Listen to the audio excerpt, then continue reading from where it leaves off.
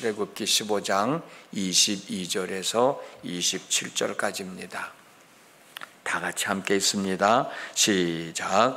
모세가 홍해에서 이스라엘을 인도하매 그들이 나와서 수르 광야로 들어가서 거기서 사흘 길을 걸었으나 물을 얻지 못하고 마라에 이르렀더니 그곳 물이 써서 마시지 못하겠으므로 그 이름을 마라라 하였더라. 백성이 모세에게 원망하여 이르되 우리가 무엇을 마실까 하매 모세가 여호와께 부르짖었더니 여호와께서 그에게 한 나무를 가리키시니 그가 물에 던지니 물이 달게 되었더라. 거기서 여호와께서 그들을 위하여 법도와 율례를 정하시고 그들을 시험하실세 이르되 너희가 너희 하나님 나 여호와의 말을 들어 순종하고 내가 보기에 의를 행하며 내 계명에 귀를 기울이며 내 모든 규례를 지키면 내가 애굽 사람에게 내린 모든 질병 중 하나도 너희에게 내리지 아니하리니 나는 너희를 치료하는 여호와임이라.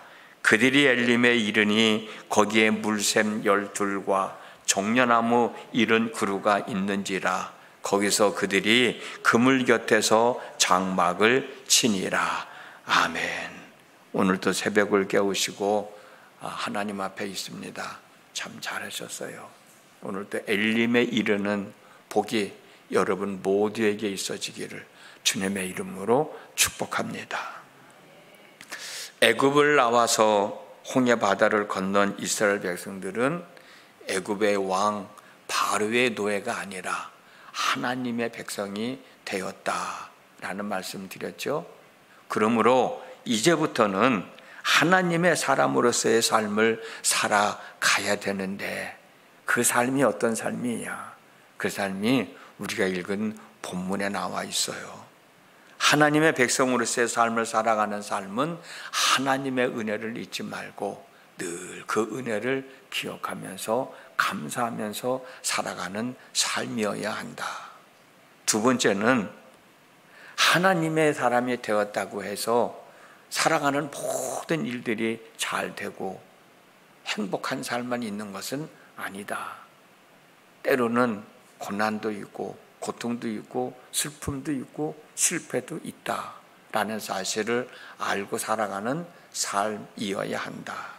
그리고 세 번째는 하나님의 인도하심과 돌보심은 항상 내 삶 속에서 일어나고 있다라는 사실을 믿고 살아가는 삶이어야 한다. 어제 말씀을 나눴습니다.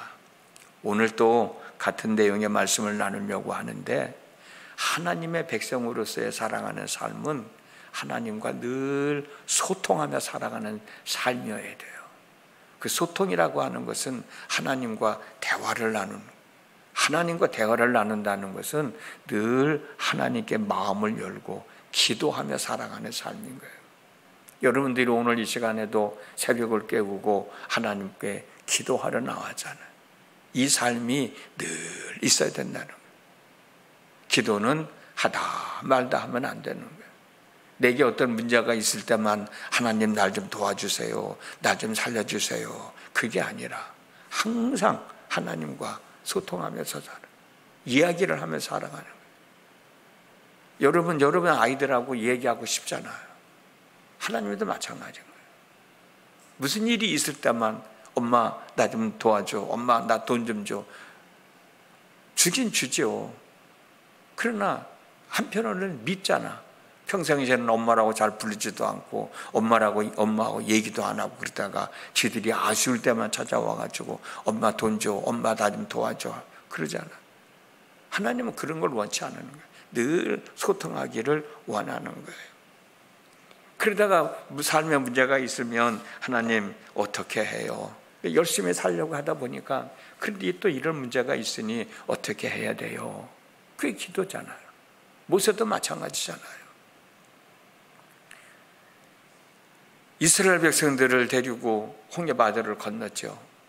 수르 광야로 들어가서 사흘 길을 가는데 물이 없으니까 이스라엘 백성들이 모세를 향해서 우리가 물 마신단 말이냐 원망했지만 모세는 하나님께 기도하는 걸 먼저 선택했어요. 그만큼 기도하는 사람이었잖아요. 우리가 앞에서 말씀 쭉 읽어봤잖아. 백성들은 원망하지만 모세는 하나님 앞에 기도했다는 거예요. 그 내용이 우리가 읽었던 본문 15장 25절에 있습니다. 모세가 여호와께 부르짖었더니 기도했더니 여호와께서 그에게 한 나무를 가리키시니 그가 물에 던지니 물이 달게 되었더라.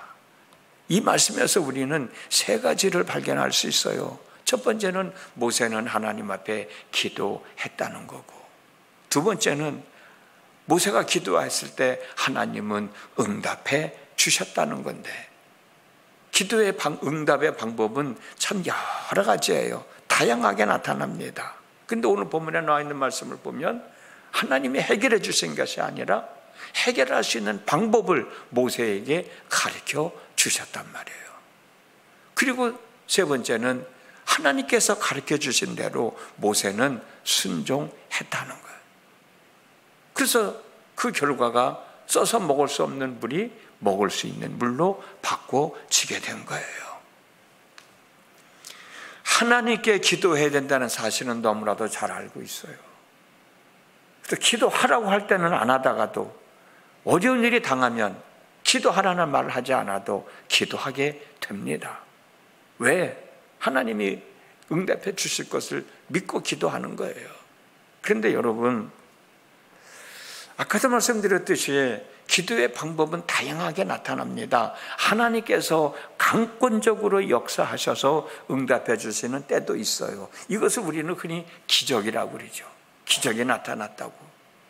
생각지도 않은 방법으로 하나님이 응답해 주시는 거예요. 그러나 하나님은 우리들로 하여금 행하게 하시는 방법으로 응답을 해 주시는 경우도 있다고 하는 겁니다. 이때는 믿음으로 순종해야 돼요. 하나님의 음성을 들어야 되고, 그리고 믿음으로 하나님이 내게 해주신 말씀을 행동으로 옮겨야 돼요. 오늘 본문이 마찬가지예요. 이미 우리가 말씀을 나눴습니다마는 홍해 바다가 갈라질 때도 같은 내용입니다. 출애굽기 14장 15절에서 16절, 이미 우리가 말씀을 나눴습니다만 여호와께서 모세에게 이르시되 너는 어찌하여 내게 부르짖느냐? 이스라엘 자손에게 명령하여 앞으로 나가게 하고 지팡이를 들고 손을 바다 위로 내밀어 그것이 갈라지게 하라. 이스라엘 자손이 바다 가운데서 마른 땅으로 행하리라. 이 말씀의 의미가 뭐예요? 하나님은 기도하고 있는 모세에게 이제 기도는 그만하고 이스라엘 백성들을 앞으로 나가게 해라. 바닷가 앞으로 나가게 하라. 그리고 내가 들고 있는 지팡이를 바다 위로 내밀어라. 그러면 바다가 갈라질 거라며. 그 음성을 들었어요. 모세는 그 말씀을 순종했잖아요. 이스라엘 백성들을 바닷가로 인도해 가고, 그리고 자기가 들고 있는 지팡이를 내밀었잖아요. 그 순간에 바다가 갈라지고, 그리고 이스라엘 백성들은 무사히 홍해 바다를 건너게 된 겁니다.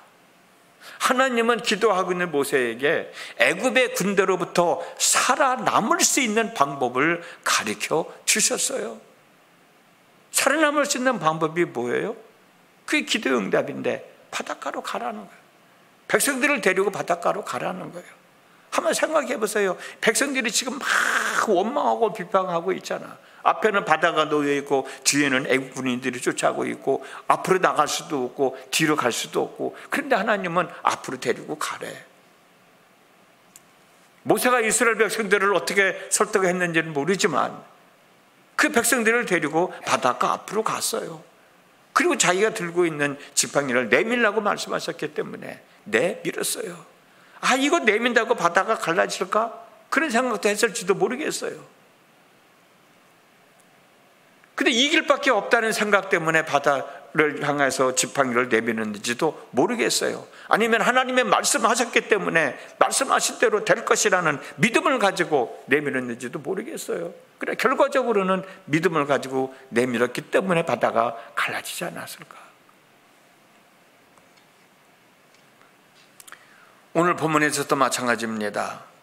우리가 읽었던 본문 출애굽기 15장 26절 말씀, 모세가 여호와께 부르짖었더니 기도했더니 여호와께서 그에게 모세에게 한 나뭇가지를 가리키시니 모세가 물 위에 던지니 물이 달게 되었더라. 하나님이 물을 그냥 먹을 수 있는 물로 바꿔주시지 않았단 말이에요. 그 방법을 가르쳐 주셨어요. 하나님이 가르치시는 나무를 가지를 꺾어서 그 물에 던졌더니 먹을 수 없는 물이 먹을 수 있는 물로 바꿔졌다. 모세가 하나님이 가르쳐 주신 대로 행하였을 때 먹을 수 없던 물이 먹을 수 있는 물로 바꿔진 겁니다.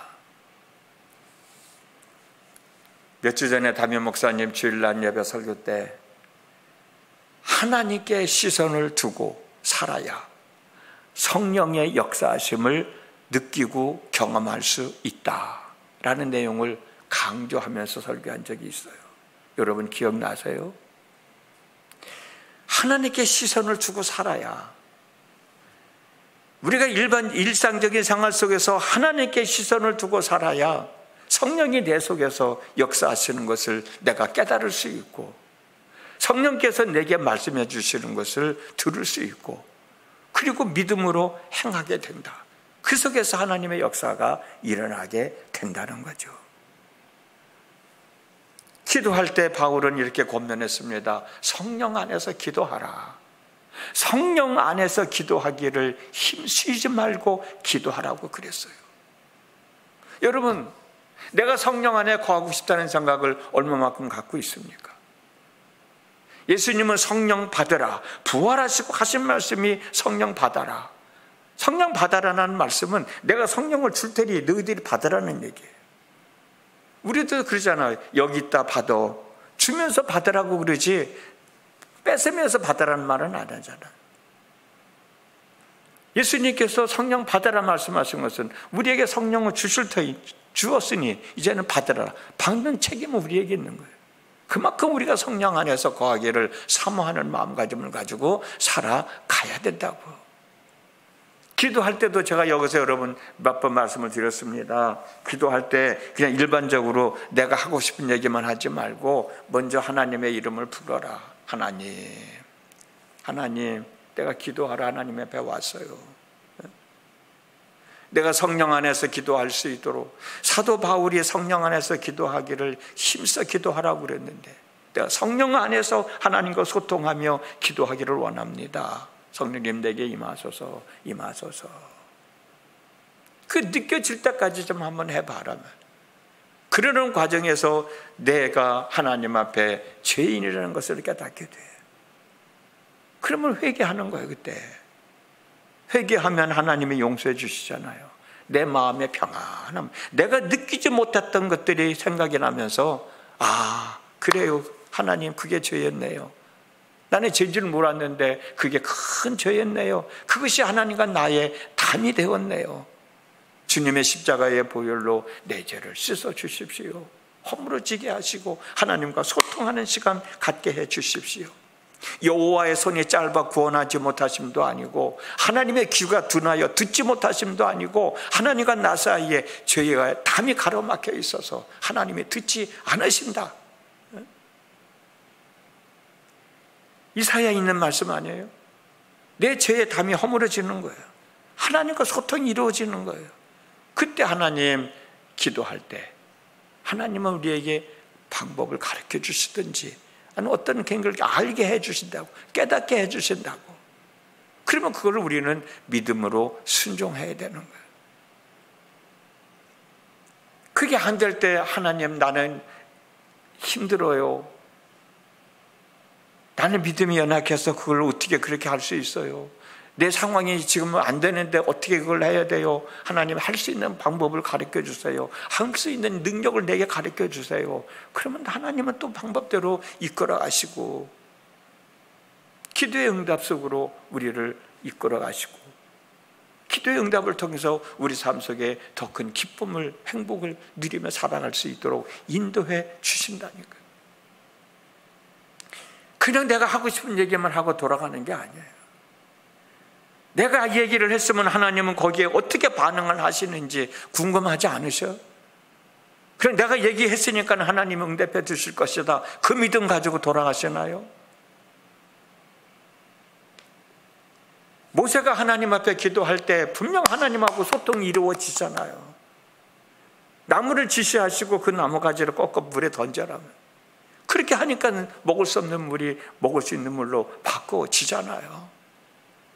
기도는 하는 방법은 여러 가지예요. 다양합니다. 그러나 오늘 본문에 나와 있는 말씀을 보면 이런 식으로 기도해야 되지 않겠냐 말이에요. 그러기 위해서는 우리가 좀 차분하게 좀 시간을 갖고 하나님께서 내게 들려주시는 음성을 좀 들어보려고 하는 마음, 그것을 성령 안에서 들을 수 있으니까 성령이 내게 임하시면 가르쳐 주시고 생각나게 해주신다고 요한복음에 말씀하셨잖아. 그 말씀을 믿고 성령 받으라고 말씀하셨으니 내가 성령 받았나? 내가 성령 안에 거하고 있나? 성령님이 내 안에 거하고 있나? 생각해 보면서 하나님의 이름을 부르면 아까도 말씀드린 것처럼 내가 지은 죄를 생각나게 해주시고, 그리고 이게 죄였구나, 하나님 용서해 주십시오. 나도 모르게 눈물이 나면서 고백하게 되고, 그러다 보면 용서받았다고 하는 믿음이 생각이 들면서 마음이 평안함을 느끼게 되고, 그때같이 마음의 평안함을 느낄 수가 없는 거예요. 마음의 평안함을 느끼게 되면서 나도 모르게 또 하나님 앞에 기도하게 되고, 기도하면 이런저런 생각들이 나는 거야. 그것 때문에 그렇구나, 그거 하지 말아야 돼, 그렇게 하면 안 돼. 그러면 그렇게 하면 안 되는 거예요. 진짜 나가서 그렇게 안 하면 되는 거야. 그렇게 해야 돼, 그렇게 해야 돼, 나가서 그렇게 하면 되는 거예요.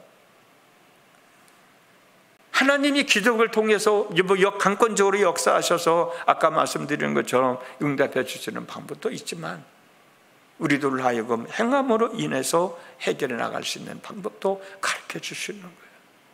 이스라엘 백성들을 바닷가로 나가게 해라, 그리고 네가 들고 있는 지팡이로 바다를 내밀어라, 나뭇가지를 지시하면서 야 그거 꺾고 바다 물에 던져. 모세가 그대로 했을 때 먹을 수 없는 물이 먹을 수 있는 물로 바꿔지잖아요. 무언가 막혀져 있던가 말이에요. 무엇 때문에 이러는가? 왜 이렇게 하는 일이 안 되는가? 될 것 같으면서도 안 되는가? 해달라고만 하지 말고 어떻게 해야 되는가? 한 번쯤 물어볼 수도 있잖아. 어떻게 해야 돼요? 어떻게 해야 돼요? 그 방법을 가르쳐 주십시오.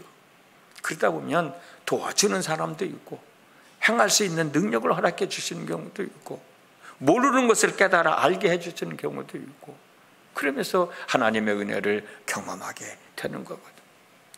오늘 또 기도하러 오셨어요. 한 번쯤 생각해 보십시오. 내가 하나님 앞에 바른 기도를 하고 있나? 하나님은 내게 말씀해 주시는데도 나는 그걸 듣지 못하고 있지는 않은가? 알고 있으면서도 나는 행하여야 되는데 행하지 못하고 있지는 않은가? 기도하면 하나님은 분명 응답해 주신다고 그러는데 왜 응답이 안 돼요? 그게 아니라 내가 못 듣고 있는 건 아닌가? 내가 행해야 되는데 행하고 있지 못하는 것은 아닌가? 한 번쯤 우리 자신을 되돌아볼 수도 있잖아요. 그런 시간을 가지시고 응답해 주시는 하나님의 은혜를 경험하며 날마다 주님과 함께 더불어 동행하며 살아가는 삶이 저에게도 여러분들에게도 있어지기를 주님의 이름으로 축복합니다. 기도합니다.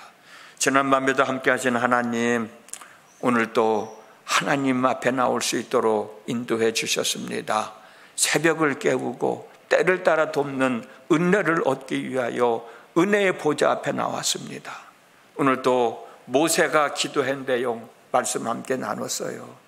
분명 하나님도 내게 모세에게 응답해 주시는 방법으로 응답해 주신다면 나도 깨달아 알고 행하여야 되는데, 하나님을 말씀해 주시는데도 내가 듣지 못하고 깨닫지 못하고 있지는 않은가? 듣고 깨달았으면서도 행하여야 되는데 행하고 있지 못하는 것은 아닌가? 한 번쯤 우리 자신을 되돌아보게 하여 주시고, 내가 하나님과 소통을 해야 되는데 소통하지 못하고 있느냐는가? 죄의 담이 가로막혀 있어서 하나님이 듣지 않고 있는 것은 아닌가? 이런저런 이유들을 한번 생각해 보면서 우리 자신을 살피면서 하나님 앞에 고백하는 시간 되게 하시고, 성령께서 가르쳐 주시고 생각나게 하여 주실 때 깨달아 알고 믿고 행함으로 하나님이 나와 함께 하셨다, 하나님이 오늘 또 내게 은혜를 베풀어 주셨다라고 고백하며 주의 전을 떠나고 한날의 삶을 시작하는 저희 모두가 되어지도록 은혜를 덧입혀 주시옵소서. 예수님의 이름으로 기도드렸습니다. 아멘.